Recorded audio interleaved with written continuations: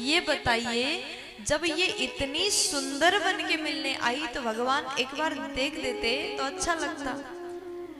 कोई आपसे मिलने के लिए सज धज के आए और आप उसे एक बार भी ना देखो तो कितना बुरा लगता है ना। तो आज यहाँ पूतना सुंदर बन के गई, कन्हैया ने नयन को बंद किया।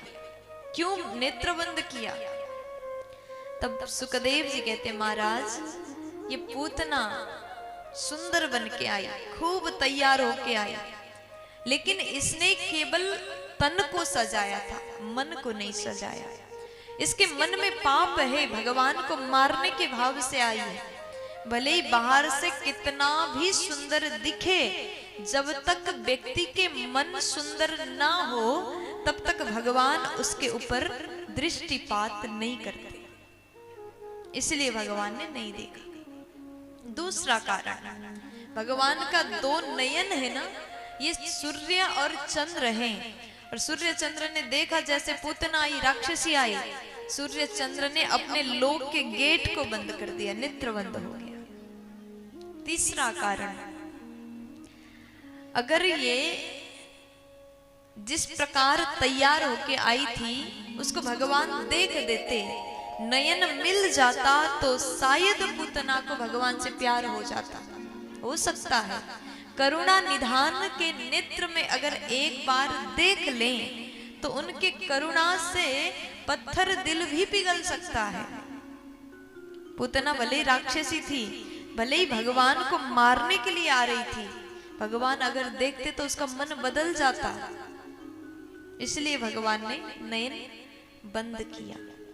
चौथा कारण, पूतना राक्षसी, उसके मन में गलत भावनाएं हैं, वो देखने लायक नहीं है। जो व्यक्ति दृष्टिपात करने योग्य नहीं हो उसको देखना उचित नहीं है, इसलिए भगवान ने पूतना को नहीं देखा। प्यार से बोल दीजिएगा। तो आज भगवान ने नयन बंद किया, पूतना ने देखा लाला सो रहा है, अच्छा मौका है, अभी मार देती हूं। उसको पूतना ने भगवान को उठाया गोद में, दूध पिलाने लगी। भगवान ने दूध के साथ में प्राण को भी खींचना प्रारंभ किया। अब पूतना सोचती है इतना कष्ट दे रहा है, अरे बालक छोड़ दे, मुझे अत्यंत पीड़ा हो रहा है। लेकिन भगवान बोले, मौसी जिसे एक बार मैं पकड़ता हूं ना दोबारा छोड़ता नहीं। पूतना सोचती पहले तो इतना भारी 6 दिन का बालक, ऊपर से बोल भी रहा है, ये कोई साधारण बालक नहीं है। भयभीत हो जाती, कष्ट हो रहा है, भागने लगी, चिल्लाने लगी, अरे बालक छोड़ दो छोड़ दो छोड़ दो। लेकिन भगवान छोड़ ही नहीं रहे। अब वो उसका जो भगवान मायापति है और मायापति के सामने ये मायावती नहीं चल पाएगी। उसका अपना विकराल स्वरूप प्रकट हुआ, भाग रही, चिल्ला रही, गांव के लोग दौड़ रहे पीछे पीछे, हमारे लाला को छोड़ दे, हमारे लाला को छोड़ दे।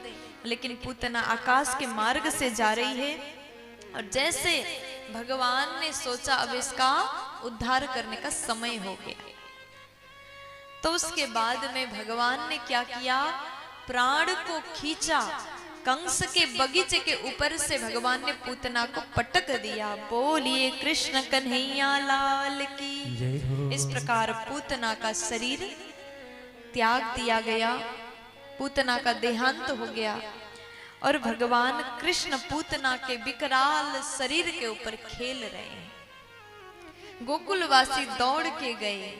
इस समय सुखदेव जी कहते हैं, कंस के बगीचे में जितने भी पेड़ थे, वृक्ष थे, चूर्ण या मास राजेंद्र, वो धूल समान, चूर्ण समान हो गया, सब टूट गए। तो भगवान के जो सौंदर्य था उस समय बहुत सुंदर भगवान लग रहे थे, फूल समान कोमल पूतना के शरीर के ऊपर खेल रहे। सीढ़ी लगा करके कन्हैया को नीचे उतारा गया और मैया ने खूब नजर उतारा। बार बार मैया नजर उतारती है। इस प्रकार सुखदेव जी कथा सुना रहे हैं और कहते, राजन अब नंद बाबा जैसे आते हैं, पूतना को देखा तो उनको लगा कि पहले तो यहाँ कुछ नहीं था, ये शरीर फूल समान लग रहा है, बहुत विशाल। नंद बाबा ने पूछा ये क्या है? ग्वाल वाल सभी बातें बताते हैं और पूतना के शरीर को ऐसे ही आग लगाना संभव नहीं था, तो उसके शरीर को काटा गया, ढेर लगाया और उसको जलाया गया।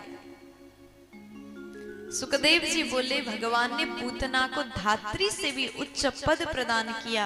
जब पूतना के शरीर को जलाया, चंदन समान सुगंध वहां से आया। तो राजा को बड़ा आश्चर्य हुआ। राक्षसी भगवान को मारने के लिए आई थी, लेकिन भगवान ने उसके ऊपर इतनी बड़ी कृपा कैसे कर दिया। पूछ लिया भगवान ने क्यों इतना कृपा किया। तब सुखदेव जी कहते हैं, राजन, पूतना लोकवालघ्नी राक्षसी रुधिराशना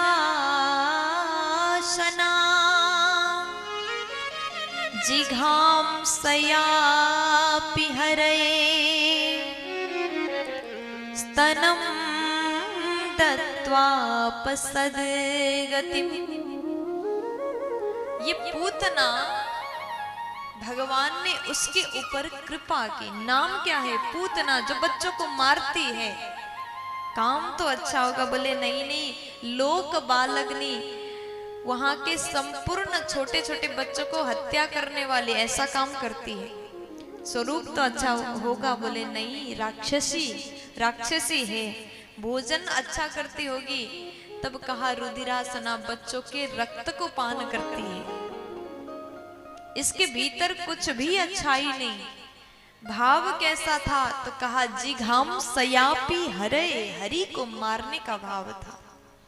फिर भी स्तनम दत्त्वाप सद्गतिम, जिस प्रकार एक माँ अपने बच्चों को दूध पिलाती है, उसी प्रकार पूतना ने दूध पिलाया। बस एक सुंदर काम को देख करके, माँ के समान एक कार्य को देख करके भगवान ने इसको धात्री से भी उच्च पद प्रदान किया।